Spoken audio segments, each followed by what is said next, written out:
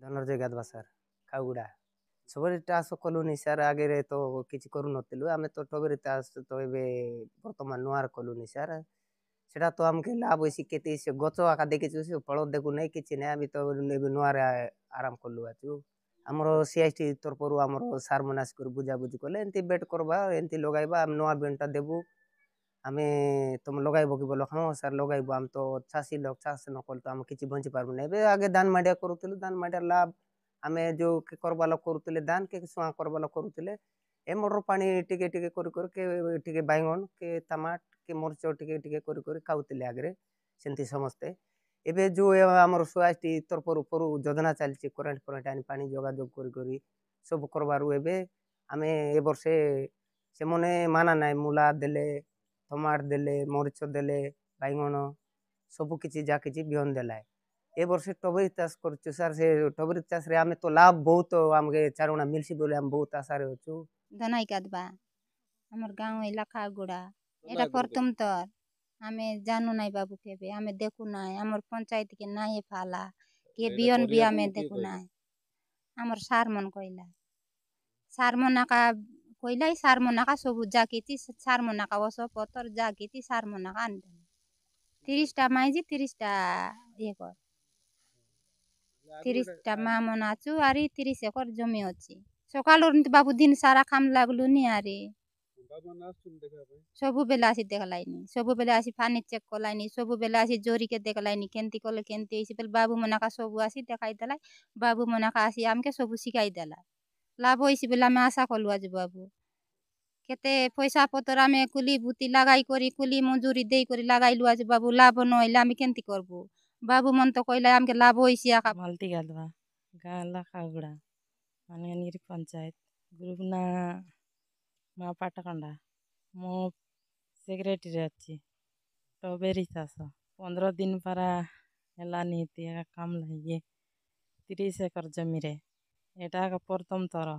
OSTର sir ମନ କହିଲେ ବେଶୀକରି ଏମିତି କରି ଲଗା ଏମିତି କରି ରପା ବୋଲି ତ ସାର୍ ମନ ଆସି କହିଲେ ପାଇପ୍ ଦେଲେ ଜରି କରି ସବୁ ଦେଲେ ଯେ ଆମେ ଲଗାଇଲୁ ଅଛୁ ସାର୍ ମାନେ ଦେଖାଇ ଦେଲେ ଶିଖାଇ ଦେଲେ ଯେ ଆମେ ଲଗାଇଲୁ ଅଛୁ କଲୁ ଅଛୁ ଏଟା କଲୁ ଅଛୁ ଲାଭ ହେବ ବୋଲି ତ ଆଶା କଲୁ ଅଛୁ Sudam Chandra Biswal deputy director horticulture Koraput ଆମର ଆକ୍ଚୁଆଲି ଆମେ ପଦକ୍ଷେପ ନେଇଛୁ ଦଶମନ୍ତପୁର ବ୍ଲକ ଅଛି ଯେଉଁଟା କାଉଗୁଡ଼ା ଅଛି ସେଇଠି ଆମେ ପାଖାପାଖି 25 ଏକର ଖଣ୍ଡେ ନିଆହେଇଛି ତାପରେ କୋଟିଆରେ ବି ଆମର ବି 5 ହେକ୍ଟର ନିଆହେଇଛି ତାପରେ ଇଏ ଅଛି ସିମିଲିଗୁଡ଼ାରେ ବି ନିଆହେଇଛି 5 ହେକ୍ଟର ଖଣ୍ଡେ ଏମିତି କୋରାପୁଟର ବ୍ଲକରେ ବି ନିଆହେଇଛି ଆଉ କାଉଗୁଡ଼ା ଯେଉଁଟା ଦଶମନ୍ତପୁର ବ୍ଲକ ସେଇଟା ଅଛି ଗୋଟେ ପେଜ୍ରେ ହେଇଛି ସେଠି କନଭର୍ଜେନ୍ସରେ ନିଆହେଇଛି ସବୁ ଡିପାର୍ଟମେଣ୍ଟର କନଭର୍ଜେନ୍ସରେ କରାହେଇଛି ଚାଷୀ ତ ନିଜର ତାଙ୍କର ପରିଶ୍ରମ କରୁଛନ୍ତି 13 ଲକ୍ଷ ଟଙ୍କା ଆମର ବଜେଟିଂ ଅଛି 1 ଲାଖ ପ୍ଲସ୍ ଚାଷୀମାନଙ୍କର ତାଙ୍କର ଯେଉଁ ଲ୍ୟାଣ୍ଡ ଡେଭଲପମେଣ୍ଟ ଲ୍ୟାଣ୍ଡ ପ୍ରିପାରେସନ୍ କରୁଛନ୍ତି ଆଉ ତାପରେ ଆମର ଯେଉଁ ମଲ୍ଚିଂ ଅଛି ଡ୍ରିପ୍ ଅଛି ଏଇ ପ୍ଲାଣ୍ଟର କଷ୍ଟ ଅଛି ଏଗୁଡ଼ା ଆମର 12 ଲକ୍ଷ ଟଙ୍କା ଆଡ଼କୁ ପଡ଼ୁଛି ଦେଖନ୍ତୁ ଆମର କୋରାପୁଟରେ ଯେମିତି କୋରାପୁଟ କଫି ଅଛି ଆମର ଯେଉଁ ଆମର କୋରାପୁଟର ବି ହଳଦୀ ଆମର ଜିଞ୍ଜର ଅଛି ପ୍ରାଧାନ୍ୟ ଅଛି ଆମର ଡେଫିନେଟଲି ଏଇଟା ଯେହେତୁ ଫାର୍ଷ୍ଟ ଟାଇମ୍ କରାହେଉଛି ଆଗ ITDA କରୁଥିଲେ ଅଳ୍ପ କରି ଆମେ ଟିକେ ବେଶୀ ଆକାରରେ ଟିକେ ଏରିଆ ଏକ୍ସପାନ୍ସନ୍ କରିକି କରୁଛୁ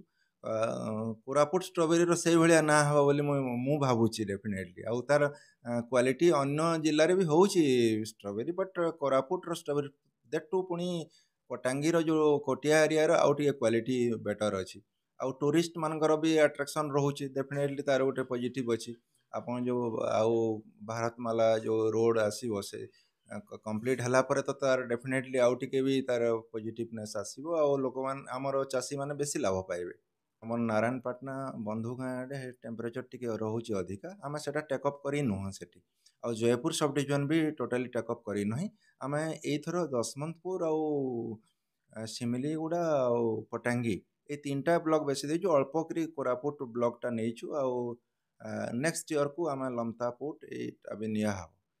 କୋରାପୁଟ ସବ୍ ଡିଭିଜନର ନାରାୟଣପାଟଣା ବନ୍ଧୁଗାଁ ଛାଡ଼ିଦେଲେ ଅନ୍ୟ ଯେଉଁ ଅଛି ସେଇଗୁଡ଼ାରେ ଡେଫିନେଟଲି ହେବ ଚାଷୀ ନିଶ୍ଚୟ ଅଧିକା ଲାଭ ପାଇବେ ଆଉ ଯେହେତୁ ନୂଆ ଜିନିଷ ଆଉ ବି ଷ୍ଟ୍ରବେରୀର ଇମ୍ପୋର୍ଟାନ୍ସ ରହୁଛି ଆପଣ ଜାଣିଛନ୍ତି ଭିଟାମିନ୍ C ଅଛି ରୋଗ ମାନେ ଇମ୍ୟୁନିଟି ପାୱାରକୁ ଏଇଟା କମାଇବ, ମାନେ ଏଇଟା କରିବ, ଇମ୍ୟୁନିଟି ପାୱାର ବଢ଼େଇବ। ତାର ଇମ୍ପୋର୍ଟାନ୍ସ ବେଶୀ ଅଛି। ଇଭେନ୍ କ୍ୟାନ୍ସର ପ୍ରିଭେନ୍ସନ୍ ବି ମାନେ